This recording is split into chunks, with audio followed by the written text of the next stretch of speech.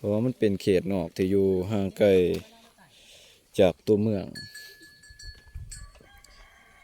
ทุก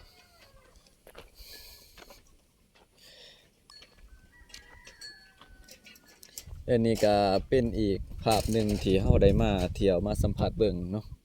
ก็ก็คล้ายๆกันกับบ้านร้างที่จะบอกแต่ว่ายังมีคนอาศัยอยู่พี่น้องไอ้ก็เป็นหมู่บ้านเก่าแก่พุ่นแหละแต่สมัยเก่าสมัยก่อนเขาเจ้ามาพักมาเป็นที่อาศัยอยู่นี่แล้วก็อีกส่วนหนึ่งแม่นได้ย้ายบ้านเนาะไปเฮ็ดอยู่บ้านใหม่บ้านจัดสรรใหม่เนาะเขาเจ้า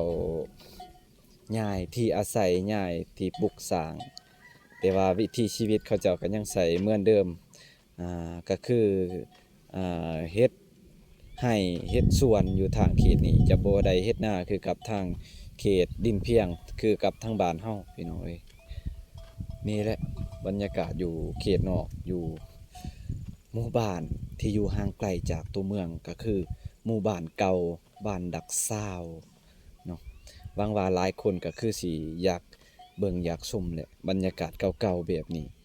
ถ้ามักถ้าชอบก็ฝากกดไลค์กดแชร์กดติดตามเป็นกำลังใจให้ผมหน่อยเด้อครับสิได้ถ่ายสิมีกำลังใจถ่ายให้พี่น้องได้บทลงให้เบิ่งเรื่อยๆพี่น้องเอ้ยว้าวเถอะบ่คิดว่าเฮาสิได้มาพบมาพอกับบรรยากาศแบบนี้อีกพี่น้องเอ้ยเนาะ ครับขอบคุณขอบใจเด้อที่เขามาเบิ่งมาชมพี่น้องเอ้ย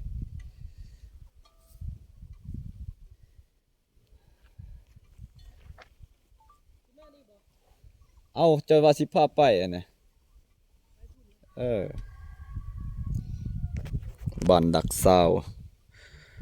บ้านหมู่บ้านเก่าแก่แต่สมัยเก่าสมัยก่อนแต่สมัยโบราณยังมาอาศัยอยู่นี่